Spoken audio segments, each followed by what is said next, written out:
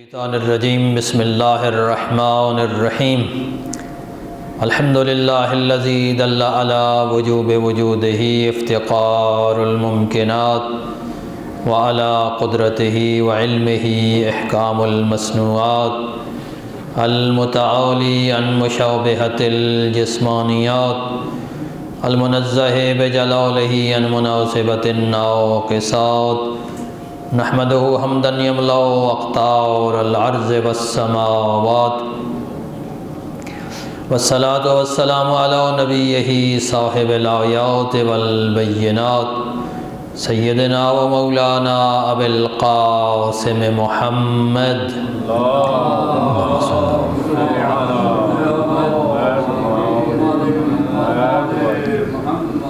وعلى آلہ الہادین من الشبہ والضلالات الذین اذہب اللہ عنہم الرجس وطہرہم تطہیرا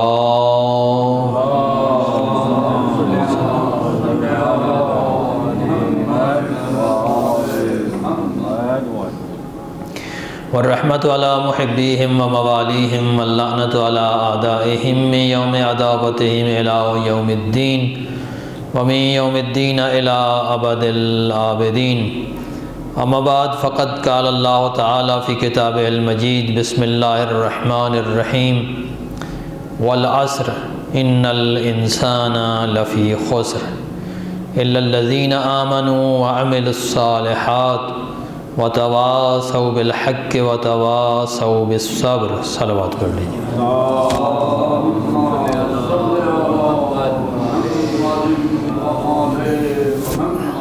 دعا ہے بارگاہ رب العزت سے کہ وہ آپ تمام مومنین کی عبادات و اطاعت کو اپنی بارگاہ میں منظور و مقبول فرمائے۔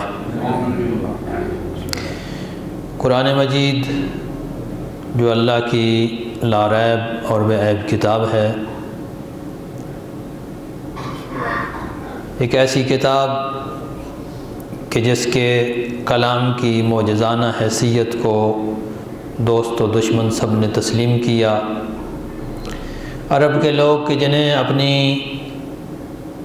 فصاحت و بلاغت پہ بڑا ناز تھا، جب قرآن مجید کی آیات کی تلاوت سنتے تھے تو انگشت بے دنداں ہو جاتے تھے اور یہ کہنے پہ مجبور ہو جاتے تھے کہ ما ھذا کلام البشر، یہ کسی انسان کا کلام نہیں ہے۔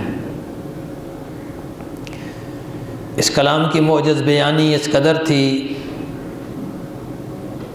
کہ پیغمبر اکرم کے مخالفین مکہ میں آنے والے لوگوں کو یہ کہا کرتے تھے کہ نعوذ باللہ مکہ میں ایک جادوگر آیا ہے، خبردار اس کی باتیں سننے کی کوشش نہ کرنا، اپنے کانوں میں روئی ٹھونس لو، کہیں اس کی آواز تمہارے کانوں پہ نہ پڑ جائے کہ اس کی آواز اگر تمہارے کانوں پر پڑ گئی تو تمہارے اوپر جادو کر دے گا۔ اس کی آواز، اس کے کلام انسان کے اوپر جادو کر دیتی ہے۔ ایک صحابی طفیل ابن عمرو دوسی کا واقعہ ہے کہ وہ کہتا ہے جب میں مکہ میں گیا تو مجھے لوگوں نے کہا کہ یہاں ایک نیا نبوت کا دعویٰ کرنے والا فرد آیا ہے، اور یہ کہا کہ وہ بڑا جادوگر ہے، اس کی گفتگو ایسی ہے کہ وہ انسان کے اوپر سحر طاری کر دیتی ہے، تم اپنے کانوں میں روئی ٹھونس لو۔ وہ کہتا ہے میں نے اپنے دونوں کانوں میں روئی ٹھونس لی،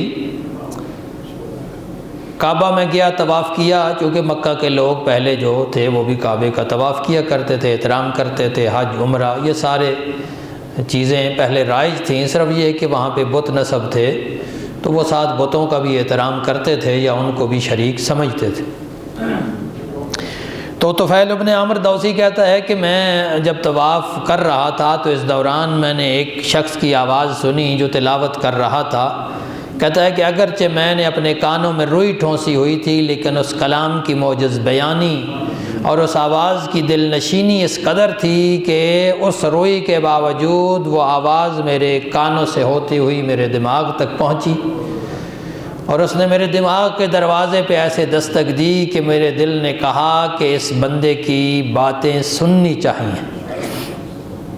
وہ کہتا ہے چنانچہ میں نے ارادہ کیا، کچھ معلومات لیں ادھر ادھر سے، تو پتہ چلا کہ یہ فرد دار ارقم ابن ابی ارقم میں بیٹھ کر لوگوں کو درس دیا کرتا ہے۔ کہتا ہے میں وہاں جا پہنچا، اور میں نے جب حضرت محمد مصطفیٰ صلی اللہ علیہ وآلہ وسلم صلی اللہ محمد وآلہ کی زبان مبارک سے جب قرآن مجید سنا تو کہتے ہیں کہ میری کیفیت بدل گئی، میرے دل نے یہ گواہی دی کہ یہ شخص سچ کہہ رہا ہے، یہ جھوٹا نہیں ہو سکتا، یہ سچا ہے جو کچھ کہہ رہا ہے۔ تو کہتا ہے میں اسی وقت ایمان لے آیا، پھر وہ اپنے قبیلے میں گیا، قبیلے کے لوگوں نے اس کی مخالفت کی، پھر پیغمبر کے پاس آیا کچھ عرصہ مدینے میں، جب صفہ کا زمانہ تھا اصحاب صفہ میں بھی شامل رہا، پھر اسے اللہ نے توفیق دی، وہ دوبارہ اپنے قبیلے میں گیا، قبیلے کے لوگوں کو کافی حد تک اس نے قائل کر لیا، بہت بڑی تعداد اس کے قبیلے کے لوگوں کی پھر مسلمان ہو گئی۔ کہنے کا مقصد یہ ہے کہ اس کلام کی اتنی اثر انگیزی تھی، اتنی دل نشینی تھی کہ یہ ہر شخص پر اثر انداز ہوتی تھی۔ اور قرآن مجید کی بالخصوص آپ اگر مکی صورتوں کو دیکھیں، مکی صورتوں کو پڑھیں، جو لوگ عربی ادب سے تھوڑے بہت بھی آشنا ہیں وہ، اور اگر انسان عربی ادب سے آشنا نہ بھی ہو، صرف وہ کلام پڑھ کر انسان جو ہے اگر اس کا تھوڑا بہت ترجمہ بھی دیکھ لے تو انسان بے اختیار تصدیق کرنے پہ مجبور ہو جاتا ہے کہ یہ کلام یقیناً معجز بیان ہے۔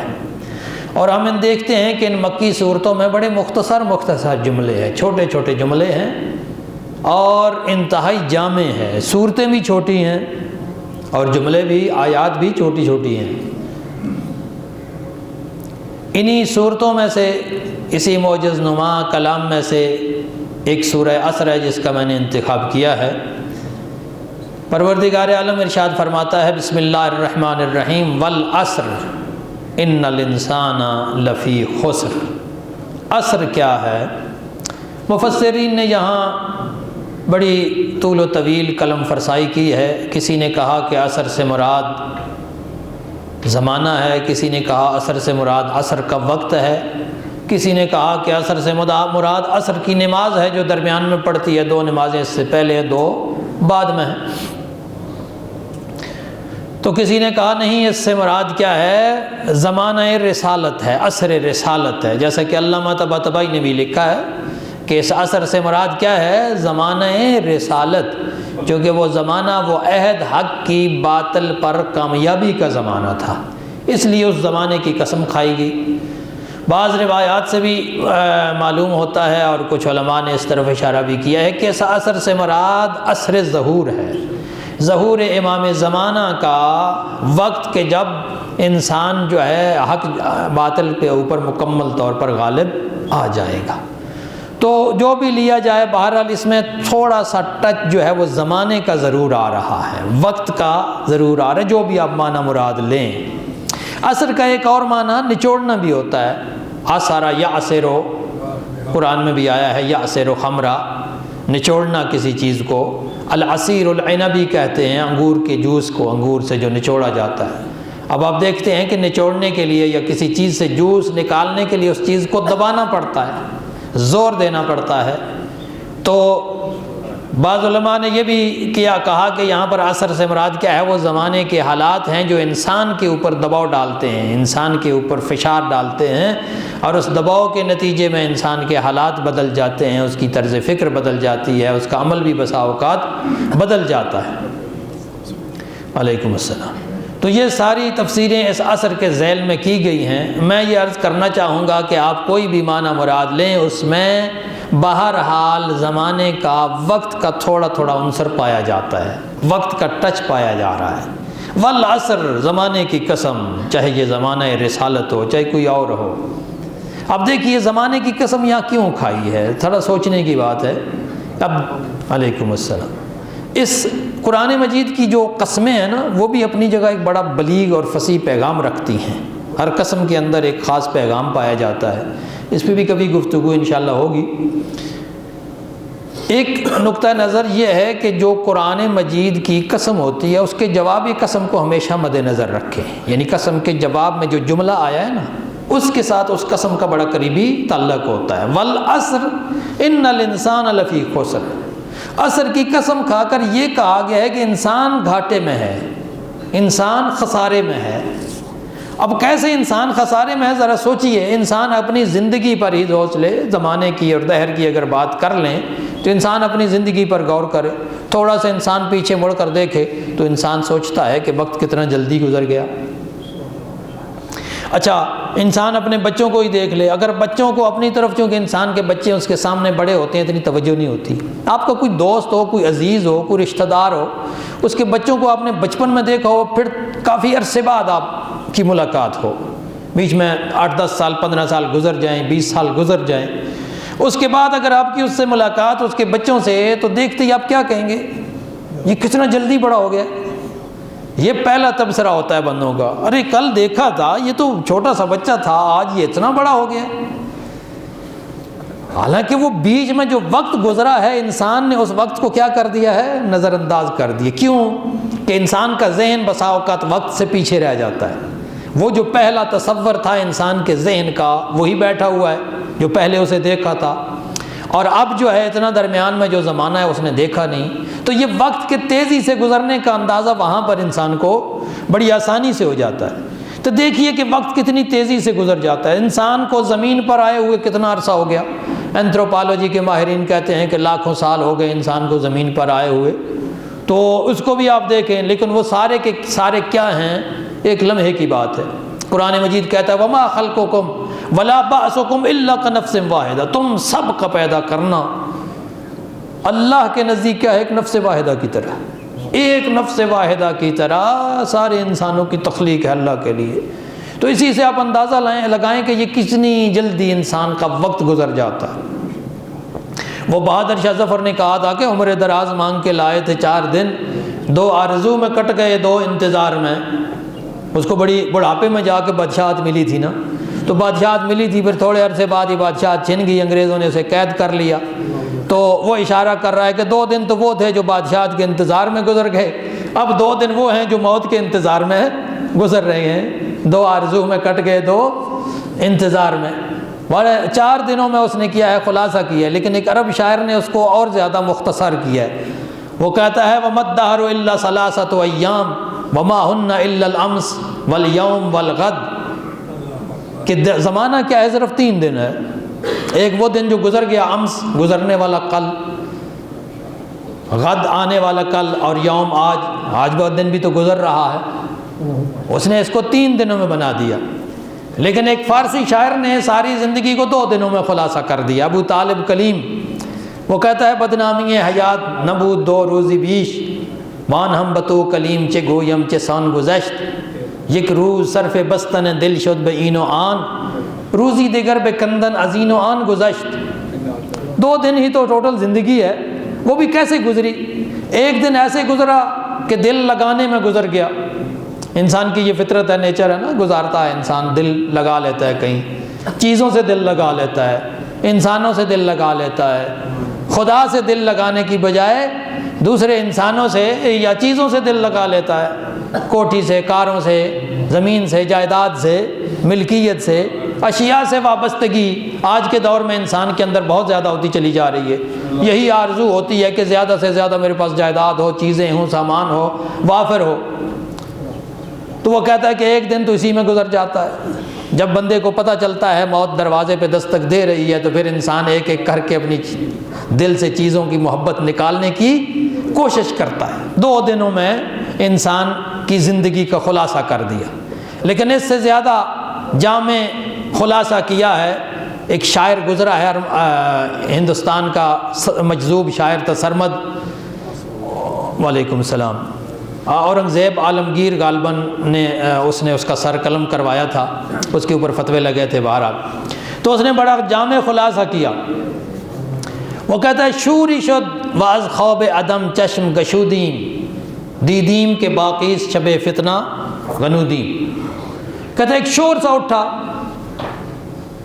شور اٹھا تو ہم نے آنکھیں کھولی، ہم نے دیکھا کہ فتنہ باقی ہے، دنیا کو فتنے سے تعبیر کر رہا ہے۔ ہم نے دیکھا کہ فتنہ باقی ہے، پھر آنکھیں بند کی اور سو گئے۔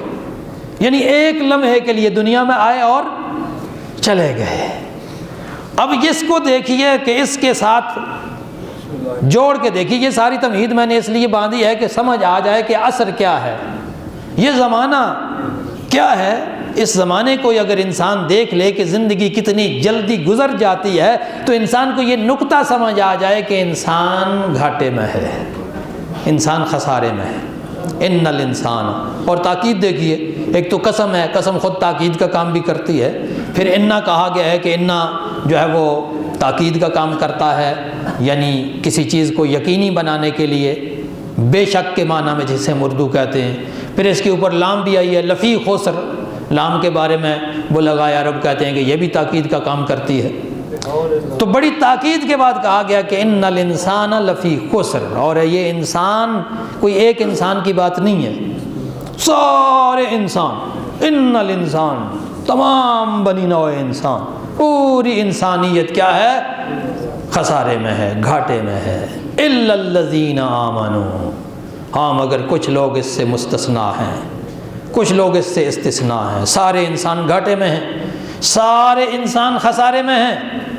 بھئی خسارے میں تو ہونا ہے نا، جب دنیا میں آئے ہیں اور یہ زندگی چند لمحوں کی زندگی ہے، یا ایک لمحہ ہے، جیسے بقول شاعر کہ ایک لمحہ ہے، شوری شد واز خواب عدم چشم گشودیم، دیدیم کے باقی شب فتنے غنودیم، اور پھر ہم سو گئے، ایک لمحے کے لیے آنکھیں کھولی۔ اور پھر بھی جو ہے انسان غفلت کا شکار رہے، اپنے خالق کی طرف متوجہ نہ ہو، اپنے مالک کی طرف متوجہ نہ ہو، تو اس سے بڑھ کر اور کیا خسارہ ہے، اس سے بڑھ کر اور کیا گھاٹا ہے کہ انسان دنیا میں آئے بھی صحیح اور اسے پتہ ہی نہ چلے، حیوانی زندگی گزار لے، کھانا پینا ہے، صبح شام کرنا ہے اور بس مر جانا ہے، یا زیادہ سے زیادہ چلیں جوان ہوئے، شادی کی، بچے پیدا کیے اور مر گئے۔ اور کیا یہی زندگی ہے کہ انسان نے کھا پی لیا، کپڑے پہن لیے، مکان بنا لیے، کوٹھیاں خرید لیں، کاریں خرید لیں، بچے پیدا کر لیے اور بس مر گئے؟ یہی کچھ ہے، اسی کے لیے انسان کو دنیا میں بھیجا گیا ہے، صرف اتنے کام کے لیے پیدا کیا گیا۔ اگر یہی کچھ ہے تو پھر انسان یقیناً گھاٹے میں ہے، انسان خسارے میں ہے۔ الا الذین آمنوا، سوائے ان لوگوں کے جن میں چار صفات ہیں، چار چیزوں کے ذریعے سے، چار صفات کے ذریعے سے استثناء کیا گیا ہے۔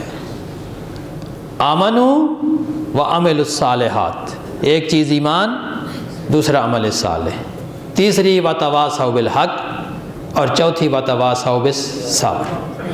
ان چار چیزوں میں جو مصروف ہے اس کی زندگی خسارے میں نہیں ہے، ورنہ باقی سارے انسان کیا ہیں؟ الا الذین آمنوا، ایمان کیا ہے؟ سوائے ان لوگوں کے جو ایمان لائے۔ ایمان کیا ہے؟ کیا ایمان چیزوں کو مان لینے کا نام ہے؟ عقیدہ رکھنے کا نام ایمان ہے؟ عام طور پر یہی سمجھا جاتا ہے، لوگ یہی سمجھتے ہیں جب ایمان کی بات ہوتی ہے، میں دیکھو جی میں عقیدہ رکھتا ہوں۔ عقیدہ اصل ایمان نہیں ہے، ایمان کا ایک حصہ ہے، ایمان کا ایک جز ہے۔ ایمان حقیقت میں ایک نفسانی کیفیت ہے، یا آپ اسے کہہ رہے ہیں قلبی کیفیت ہے، جو انسان کے اوپر طاری ہوتی ہے، اور یہ ایسی کیفیت ہے جو گھٹتی بھی ہے اور بڑھتی بھی ہے۔ عقیدہ تو گھٹتا بڑھتا نہیں ہے نا، عقیدہ ایک ہی جگہ رہتا ہے، لیکن ایمان گھٹ بھی سکتا ہے اور بڑھ بھی سکتا ہے۔ یہ اپنی طرف سے نہیں کہہ رہا، قرآن مجید گواہی دے رہا ہے۔ مومنون کی صفات بیان کرتے ہوئے اللہ نے کیا فرمایا؟ اذا تلیت علیہم آیاتہ زیدتہم ایمانا، مومن وہ ہے کہ جس پر آیات قرآن کی تلاوت کی جائے تو اس کے ایمان میں اضافہ ہوتا ہے، ایمان بڑھتا ہے، اس کا مطلب ہے ایمان بڑھنے والی چیز ہے۔ تو جو چیز بڑھتی ہے وہ گھٹ بھی سکتی ہے، یعنی کسی وقت انسان کے ایمان کی کیفیت کم بھی ہو سکتی ہے اور ایمان کی کیفیت بڑھ بھی سکتی ہے۔ اور یہ کیوں ہوتا ہے؟ یہ کیفیت گھٹتی بڑھتی کیوں ہے؟ دیکھیے، جو چیز ہمارے سامنے ہوتی ہے نا، جو چیز ہم دیکھ رہے ہوتے ہیں، ہماری آنکھوں کے سامنے ہوتی ہے، یہ جو چیز ہم سن رہے ہوتے ہیں، اس کے بارے میں ہماری کیفیت کبھی تبدیل نہیں ہوتی۔ اب آپ میرے سامنے بیٹھے ہیں اور میں آپ کے سامنے بیٹھا ہوں، نہ آپ کے بارے میں میرا ذہن تبدیل ہوگا، نہ آپ کا ذہن میرے بارے میں تبدیل ہوگا، کیفیت کمی بیشی اس میں نہیں آ سکتی کیونکہ سامنے کی چیز ہے۔ لیکن وہ چیز جس کا تعلق سامنے سے نہ ہو، جو غیب سے تعلق رکھتی ہو، کیونکہ ایمان کا تعلق سب سے پہلے غیب پر ہے۔ قرآن مجید کی ابتدا میں یہی کہا گیا ہے نا کہ ذالک الکتاب لا ریب فیہ ھدی للمتقین الذین یؤمنون بالغیب، یہ کتاب ہدایت ہے ان لوگوں کے لیے جو ایمان رکھتے ہیں کس پر؟ غیب پر۔ تو ایمان کی بنیاد یہاں پر کیا ہے؟ غیب پر ہے۔ جو نظر آنے والی چیزیں ہیں ان پر ایمان نہیں ہوتا، ان کا تعلق ایمان سے نہیں ہے۔ عقیدہ نظر آنے والی چیزوں پر بھی ہو سکتا ہے، لیکن ایمان ہمیشہ ان چیزوں پر ہوتا ہے جو نظر نہیں آ رہی، جو سنائی نہیں دے رہی، بلکہ بسا اوقات ہو سکتا ہے آپ ان کو ثابت بھی نہ کر سکیں۔ آپ کو پتہ ہے، یقین ہے کہ یہ ہے، لیکن آپ کے پاس کوئی پروف نہیں ہے، کوئی دلیل نہیں ہے، کوئی ثابت نہیں کر سکتے۔ یہ نہیں کہہ رہا کہ دلیلیں ہوتی نہیں ہیں، ہوتی ہیں، انسان کی کیفیت کے لحاظ سے مختلف ہوتا ہے۔ کبھی انسان کی کیفیت ایسے بھی ہو سکتی ہے کہ وہ کسی دلیل سے اس کو ثابت ہی نہیں کر پا رہا، لیکن پھر بھی اسے یقین ہوتا ہے کہ وہ ہے۔ اس کیفیت کو ایمان کہا جاتا ہے کہ ایمان یعنی غیب کی چیزوں پر ایمان۔ اب جب آپ غیب کی چیزوں کی بات کرتے ہیں تو غیب میں سب سے پہلے کیا ہے؟ خالق ہستی ہے، جو کل کائنات کا خالق ہے۔ نہ دیکھنے میں آتا ہے، نہ سننے میں آتا ہے، نہ چکھنے میں آتا ہے، آواز سے خمسہ میں نہیں آتا، عقل میں بھی نہیں آتا، عقل کے حصار میں بھی نہیں آتا۔ عقل یہی کہہ سکتی ہے کہ وہ ہے، اتنا کہہ سکتی ہے کہ بس وہ ہے، لیکن لا یدرکہ بعد الہمم ولا ینالہ غوث الفتن۔ جتنی بھی بلند ہمتیں ہوں، جتنی بھی وسیع تر عقل ہو، وہ اس کا ادراک کامل طور پر نہیں کر سکتی۔ تو وہ غیب سب سے پہلے ہے۔ اچھا، پیغمبر پر ایمان کیا ہے؟ آپ کہیں گے پیغمبر تو سامنے نظر آ جاتے ہیں، دیکھنے والی ہیں، پیغمبر کی شخصیت نظر آتی ہے، لیکن پیغمبر پر نازل ہونے والی وحی انعام انسان کو نظر نہیں آتی۔ یعنی پیغمبر کا جو عالم بالا سے تعلق ہے، جو خدا سے تعلق ہے، وہ نظر آنے والی چیز نہیں ہے۔ لہذا کسی پیغمبر کی پیغمبری پر ایمان بھی ایمان بالغیب ہوتا ہے، اور ہمیں قرآن نے یہ حکم دیا ہے کہ تمام انبیاء پر ایمان رکھنا ہے۔ لا نفرق بین احد من رسلہ، اللہ کے رسولوں میں سے ان کے درمیان ہم کوئی تفریق نہیں کرتے، تمام رسولوں پر، جو بھی اللہ نے رسول بھیجے ہیں، چاہے ہم ان کے نام جانتے ہیں چاہے نہیں جانتے، ان سب پر ایمان رکھنا ضروری ہے۔ وہ کتب ہی جو کتابیں نازل کی ہیں، اب کہیں گے کتابیں بھی تو نظر آتی ہیں، ہاں بالکل نظر آتی ہیں، لیکن آپ کیسے کہہ سکتے ہیں کہ یہ واقعاً اللہ کی طرف سے نازل ہوئی ہے؟ اس کا اللہ کی طرف سے نازل ہونا یہ نظر آنے والی چیز نہیں ہے۔ لہذا اگر کسی کتاب کے بارے میں آپ کا ایمان ہے کہ یہ اللہ کی طرف سے ہے، تو اس ایمان کو ایمان بالغیب کہا جائے گا، کہ قرآن اللہ کی طرف سے۔ قرآن آپ دیکھ سکتے ہیں، قرآن کے حروف پڑھ سکتے ہیں، الفاظ دیکھ سکتے ہیں، لیکن قرآن کا اللہ کی طرف سے ہونا یہ آپ کے دیکھنے میں نہیں آتا، یہ کسی کے دیکھنے میں بھی نہیں آتا، لیکن ہمارا ایمان ہے کہ یہ اللہ کی طرف سے ہے۔ الا الذین آمنوا۔ اچھا، ایمان کے اندر ایک اور کیفیت ہے، وقت تھوڑا ہے، بات اگرچہ لمبی ہے لیکن وہ خلاصہ کر دوں، مختصر کر دوں۔ ایمان کے اندر ایک اور چیز پائی جاتی ہے، اور وہ ہے کہ ایمان انسان کو امن دیتا ہے۔ حضرت ابراہیم نے دعا نہیں مانگی تھی، رب اجعل ھذا بلدا آمنا، پروردگار اس شہر کو امن کا شہر قرار دے۔ امن اور ایمان کا مادہ ایک ہی ہے، روٹ ورڈز کیا ہیں ان کے؟ ایک ہی ہیں، اور عربی میں جب روٹ ورڈز ایک ہوں نا تو پھر معانی بڑے قریب قریب ہوتے ہیں۔ تو جیسا کہ ہمارے بعض اساتذہ نے یہاں پہ ذکر فرمایا کہ ایمان انسان کے لیے مأمن بھی ہے۔ مأمن یعنی امن کی جگہ۔ کیسے؟ جو چیز آپ نے دیکھی نہیں ہے لیکن یقین ہے کہ وہ ہے، آخرت کے دن کے بارے میں اس سے بچانا کس نے ہے؟ ایمان بالغیب نے بچانا ہے، اللہ پر ایمان نے بچانا ہے، رسولوں پر ایمان نے بچانا ہے، کتابوں پر ایمان نے بچانا ہے، امامت پر ایمان نے، قیامت پر ایمان نے بچانا ہے۔ تو اس لحاظ سے ایمان انسان کے لیے کیا ہے؟ ایک پناہ گاہ بھی ہے، انسان کے لیے ایک حفاظت کی جگہ بھی ہے، امن کی جگہ بھی ہے۔ الا الذین آمنوا، جو ایمان لائے وہ امن کی اس دائرے میں داخل ہو گئے۔ وعملوا الصالحات، اور صالح عمل کیے، نیک عمل کیے۔ نیک عمل سے مراد صرف عبادات نہیں ہے، عمل صالح میں ہر وہ عمل آ جاتا ہے جو انسانیت کے لیے مفید ہو، جو معاشرے کے لیے مفید ہو، وہ سب عمل صالح ہیں۔ ہاں، معاشرے کی بقا کے لیے اگر آپ مفید کام کر رہے ہیں، درخت لگا رہے ہیں، پانی کے ذخیرے بنا رہے ہیں، یہ بھی عمل صالح ہے، بشرطے کہ نیت یہ ہو کہ اس سے انسانیت کو فائدہ ہو، تو یہ بھی عمل صالح ہے۔ تو یہ دو چیزیں ہیں جس کا تعلق ہمارے ساتھ ہے، الا الذین آمنوا وعملوا الصالحات، یہ پہلی دو چیزیں انسان کی ذات سے منسلک ہے۔ اگلی دو چیزیں وتواصوا بالحق وتواصوا بالصبر، یہ دونوں چیزیں ہمارے معاشرے سے مربوط ہیں۔ گویا اس صورت کے اندر، قرآن مجید کی اس مختصر اور جامع صورت کے اندر اللہ نے ایک پورا پیغام دے دیا ہے جو ہماری انفرادی اور ذاتی زندگی کے لیے بھی ہے اور ہماری اجتماعی اور معاشرتی زندگی کے لیے بھی ہے، دونوں زندگیوں کے لیے یہ مفید ہے۔